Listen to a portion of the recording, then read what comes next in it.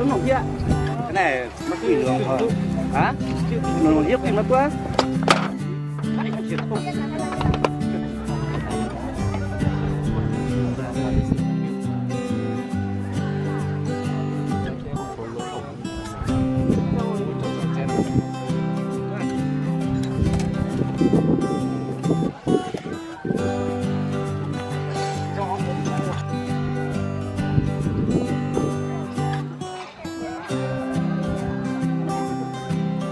Cái này xuống lên.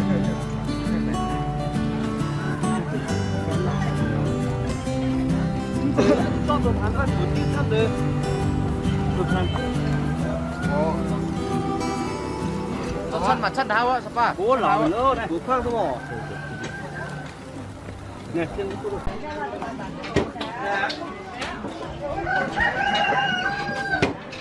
Ta mà kéo tiền là tranh hay là tóc thật thái để xe tao tiêu rắc gà.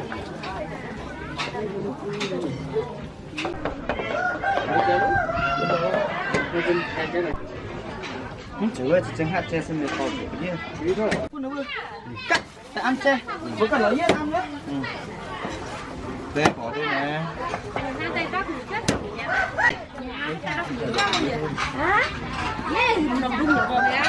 Cho hẳn những chung kia tại ăn chơi. Xây ám à, nhìn như lưng của ngộ à nhá. Đấy chứ nó à.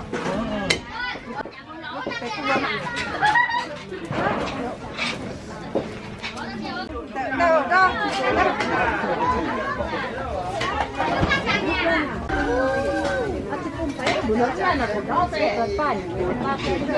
Đây là một đó. Từ đây.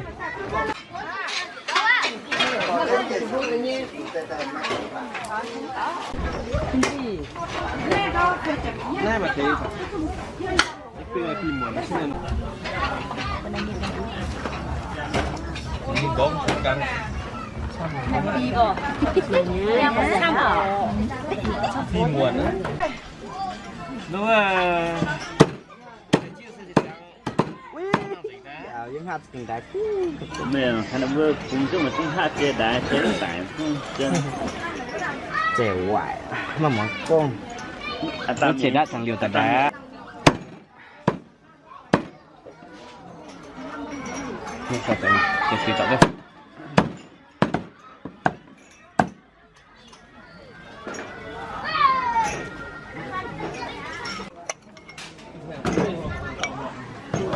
Mắm có gì đâu.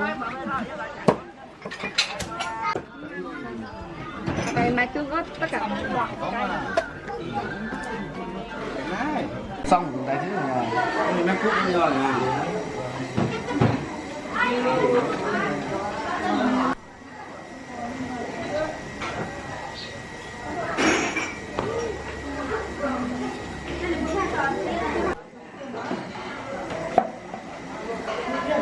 Tàu, con đọc cháu xe cha như anh Phong như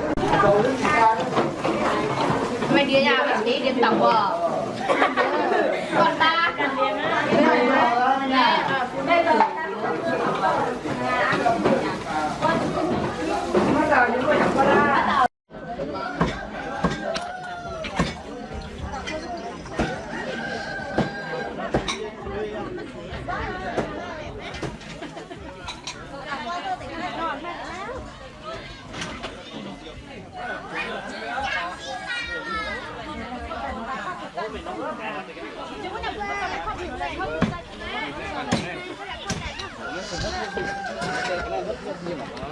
sử dụng những loại này không ghê gì kia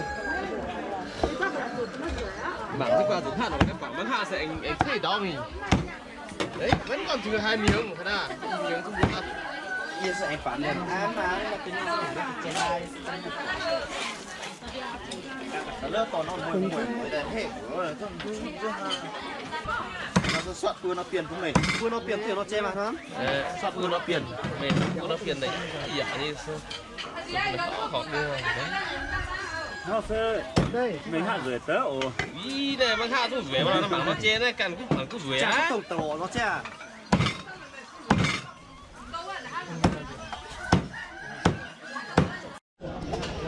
nó tăng phi rồi hả anh chưa tiếp tiền thôi nhỉ chúng mà nó còn xịt rồi ơi hay phải xịt cháo chú chăn mà chú đã rồi cái nhà sốt tiền rồi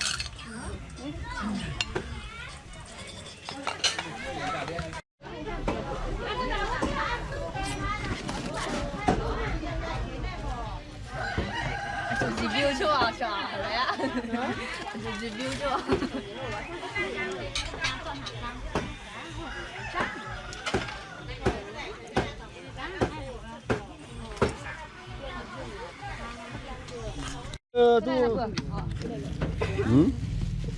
có buổi giờ mình có để tên nòm ăn xuân tế nữa thằng này cân sớm không nào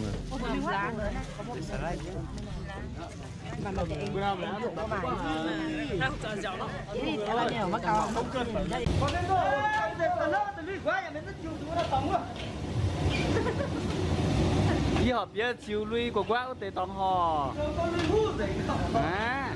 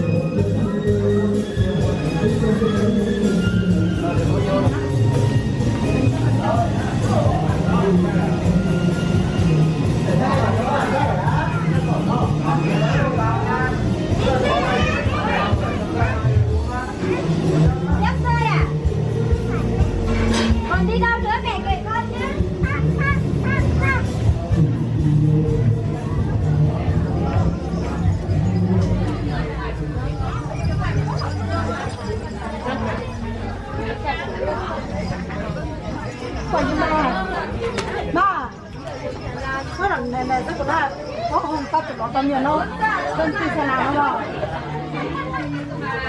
phải cả cơn không Hãy subscribe cho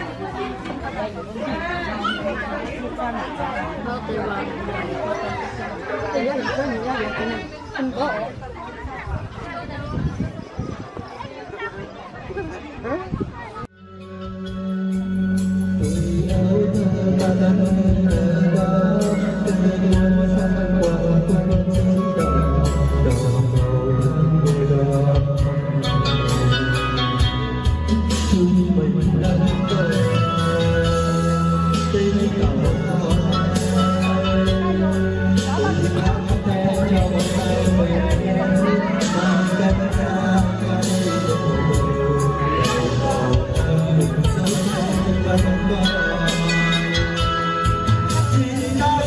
lỡ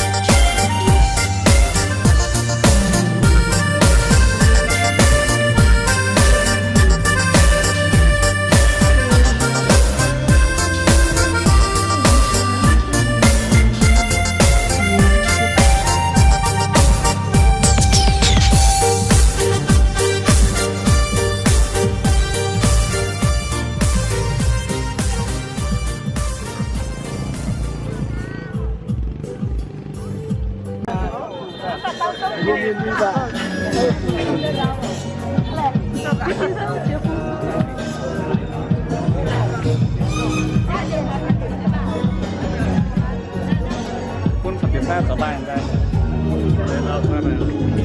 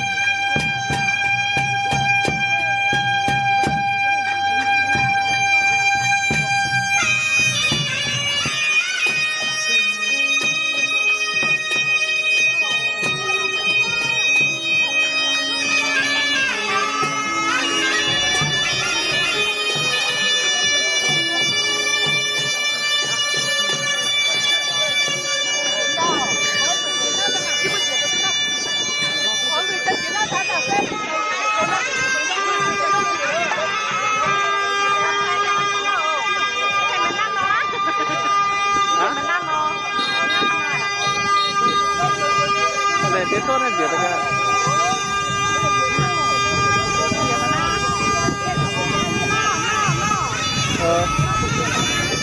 cái đi nó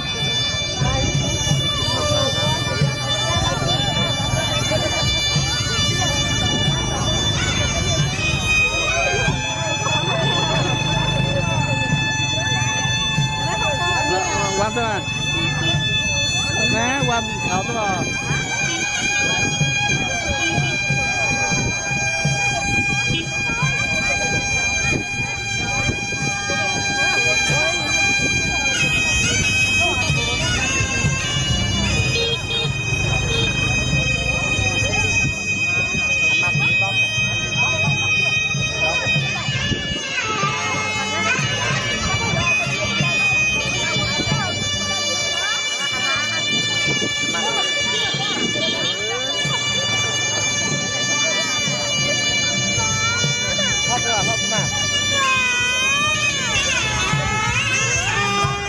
đây con uống khí đây à?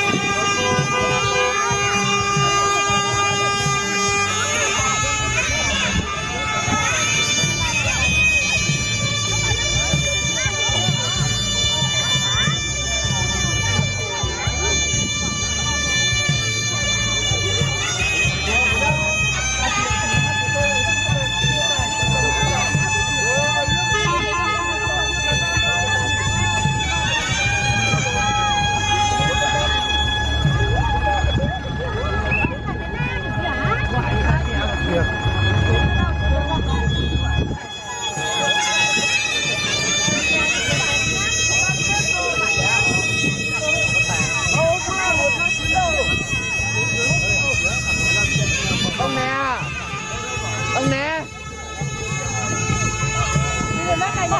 hả mai thì nhiều nhỉ phải gì ở nào này thay bạn luôn có việc cung nhá đi qua bếp nhá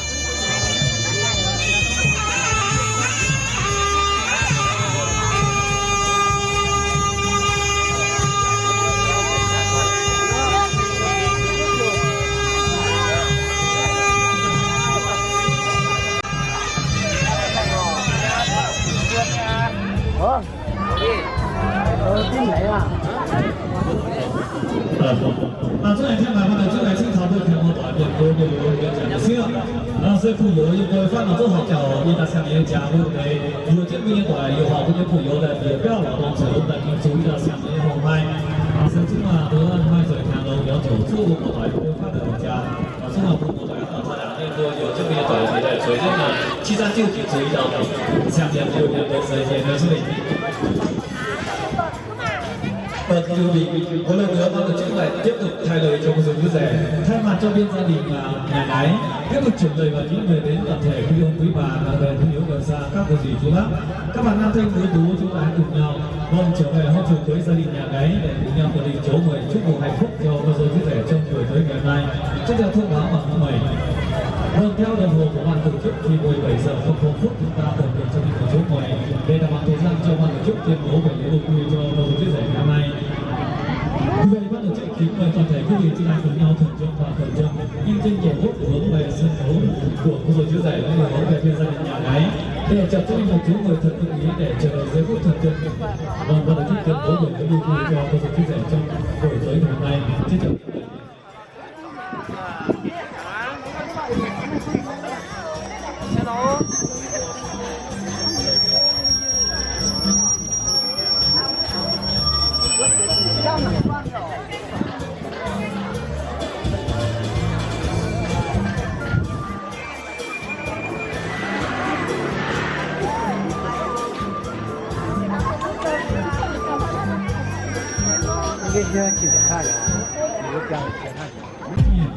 Vận sinh cái phương về tại tô đúng rồi một tôi cũng tại tàu chỉ thì chẳng mà sân vua trong khoảng rất là nhiều hôm nay có thể là chủ yếu nhiều tôi nhiều phát nhiều yếu tố tốt cao toài tốt thì tham bản chất đi nào xem như hôm nay vừa chúng ta hiện tàu hiện no đúng không tháo không phải chuối chân đi tiền vừa đồng vậy tâm sự không ngoài và sự hiện hóa thì rồi nó gì Nên họ tự quay này thu để kia nè. Của xe trên của cảnh các em không? Chưa này họ thu là nó tín dụng của cái điểm thế giới nhà hàng xin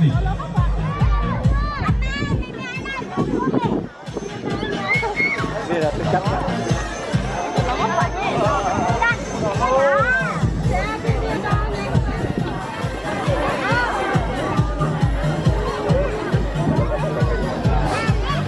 Kiểu cái này là cả tiếng à? Kiểu cái này là cả tiếng. Đây à? Đây, ông này to. Vô, to. Ui, cái mình hiểu lắm đây là cả tiếng nhỉ?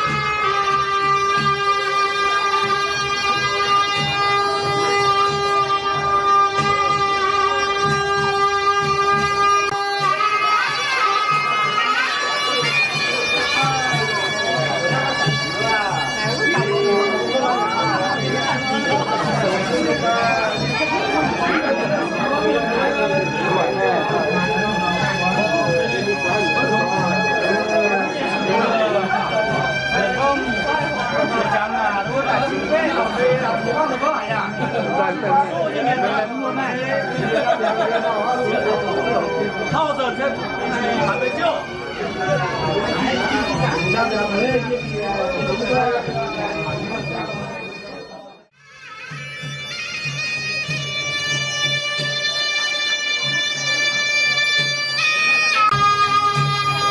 马强的当时也是关了都看的。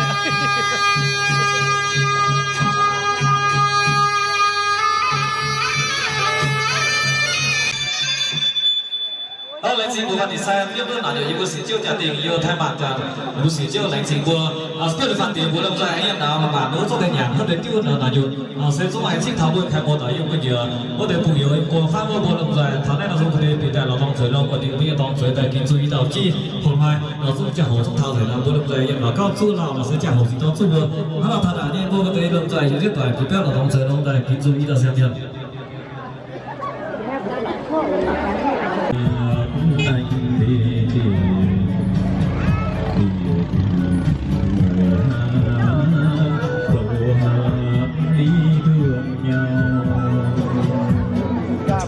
Vâng, xin lỗi quý vị, hôm nay MC Ban sân không lấy được giọng, có thể hát rất là khó hát. Vâng, có thể một tí sẽ đi uống một vài chén rượu mới hát được. Để quyết đề dạy là cái để theo lên một mặt hạnh phúc của dân này chờ đến giây phút thật chân của người chờ đợi ban tổ chức riêng của cho cơ sở chia sẻ. Xin đi hoàn toàn, vua lâm thời của cả tháng đã muốn tu dưỡng tiêu giảm. Bây giờ tôi sẽ diễn không hoàn pháp sẽ xử lý. Có sự việc không thể tiêu, không thể hoàn lại sẽ thế nữa chẳng thì có thể là điều đó. Thứ nhất là số mà mình coi là ngoài rồi, Hà Nội ta sẽ do thuộc. Hãy subscribe cho kênh Ghiền Mì Gõ để không bỏ lỡ những video hấp dẫn.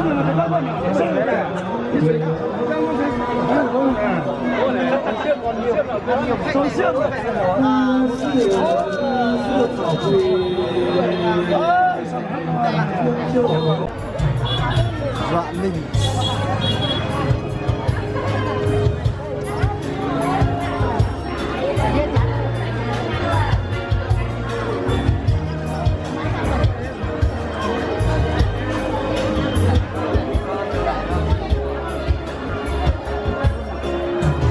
Vâng, thưa quý vị đã đến giờ tổ chức buổi lễ mừng ngày vợ chồng cùng nhau hướng về sân khấu thân yêu cũng như hướng về lâu đài thân ái chúng ta chào đón và chú rể Asan và cô dâu Mỹ Linh sẽ cùng nhau hướng về sân khấu trở về ra mắt toàn thể công chúng trong buổi lễ ngày mai.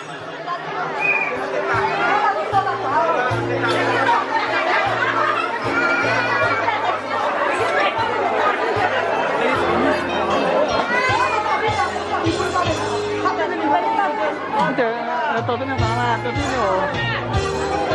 Chơi nó đẹp trai cái này.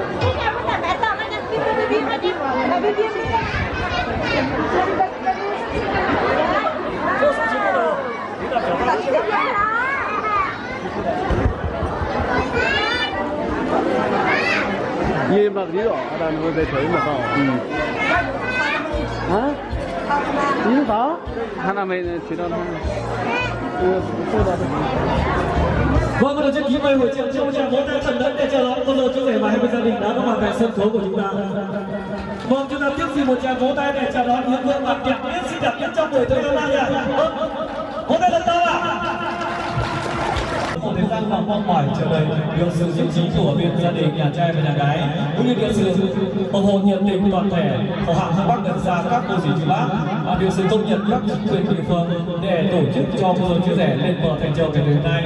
Vâng, ban tổ chức thay mặt gia đình trước giờ thông báo về lễ mừng vui của chú rể Asan và cô dâu Mỹ Linh chính thức được bắt đầu. Xin mời chào vỗ tay nào.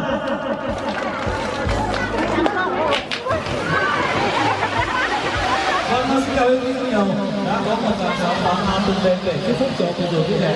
Vâng, chúng ta đã cùng nhau chúc cho cô dâu chú rể chặt hạnh tình duyên bán bắt đầu những cuộc thề. Vâng, từ ngày hôm nay cô dâu chú rể sẽ và gái ở bên cạnh nhau. Còn cho dù mai dù là núi đã mòn, sông đã cạn, đã xanh xí tuổi màu, các bạn sẽ cùng nhau cùng xây nền hạnh phúc suốt cả một cuộc đời. Xin cảm ơn quý vị nhiều. Lãnh trình và bộ bộ tài thái chỉ điện thể hiện nó trong bài y tầm điện của chỉ chiêu chúng là đối với tàu siêuของnhà quan cha toàn chiêu chúng bài tàu toàn hồn chỉ chiêu bài tàu siêuของnhà xuất cảnh toàn chiêu chúng bài tàu toàn hồn nhà quan cha đi đầu chi chúng bảo toàn toàn ở sẽ chúng thuốc ở y tầm điện thì bộ trang xin với những phần điện phần xây đối với hiện nay chúng mình bộ chúng là phần áp bộ chẳng gia đình chẳng phóng yếm chẳng tầm điện chẳng công dầu xây hai chúng mình đi đầu chi hiện hai mua lập dài lạc đó là đối với lạc đó là phần điện phần xây cũng ở một tòa này hầu của những cha đông một tòa gia đình để hiện nó thành chính thảo vua đại diện đâu sự chứ gia đình thì hai vua một tòa dân tôi phát chúng là đứa tại thảo với gia đình là điều gia đình thì chủ chi của việc mình gì chúng là thuốc là sự chiêu mà đâu cũng là mẹ chỉ chiêu lên sự một tòa đại diện đó là sự chiêu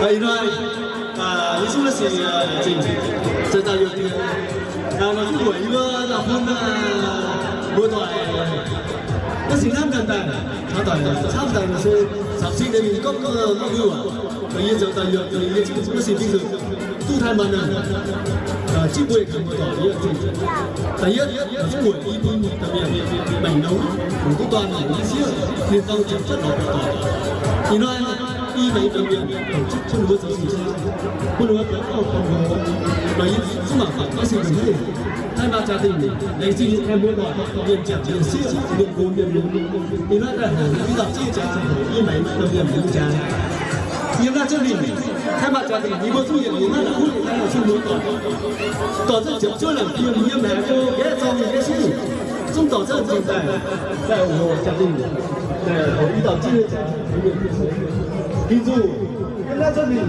là một đi sinh cha vì bị dâu bị cha tất cả bị dâu bị cha tất cả sao đi đào chỉ cái lá cho mình vì việc bị dâu đầu tiên thảo rồi để chính thức ngoài hay tuần ví dụ hiện nay là chúng mua tỏi rất nhiều hoa yêu cầu là luôn nô và nhiệt tình lịch sử bộ phận trật tự các tàu dân hơn phổ quang yêu cầu cái gì sang người dân anh có tham và tham một loại giang hai cái liều dân sinh tẻ đủ đông cô nhân châu siêu dân quảng hoạt động thầy với gia đình cũng sang nhau như chưa toàn chiêu giang đông chơi nổi điện trang thì các bộ đội chính chỗ đó sai vừa thì nó sinh ra tuần tuần đấy thì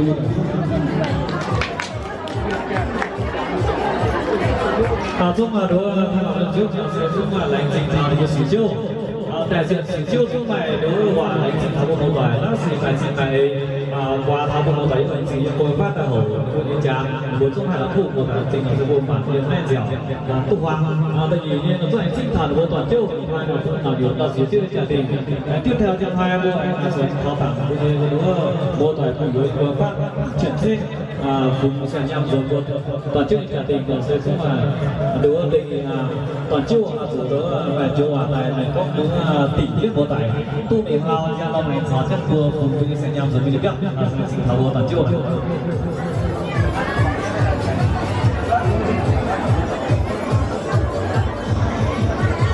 giờ có lấy gì tham gia tòa giờ cô giờ pháp chúng ta hỏi vừa đi đầu chi nhớ trả chúng lấy gì vừa tòa giang đông vừa cô tiêm trong giờ trả trả hồ vừa tòa em coi phát chúng là chùa quảng giác công hai vừa phụng tân bây giờ là chi sản nhang có chiều hai vừa nhớ chiều hai vừa chiều đi mượn việc hai mươi tòa những quê phát rất là chạy quảng giác công nhâm nhiều mượn thao lùi giang thì xung quanh có những cái thao nó không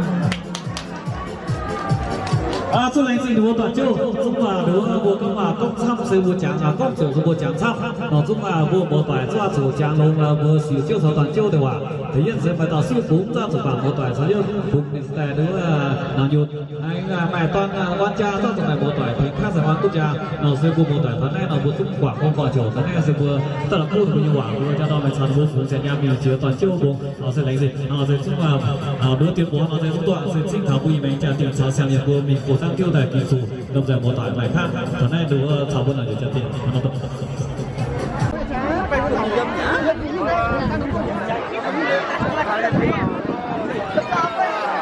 đám gọi bộ à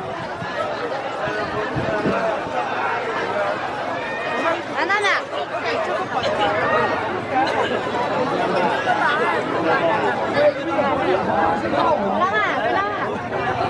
mình cái đó là nó à bắt tiền à đó được Hãy subscribe cho kênh Ghiền Mì Gõ để không bỏ lỡ những video hấp dẫn.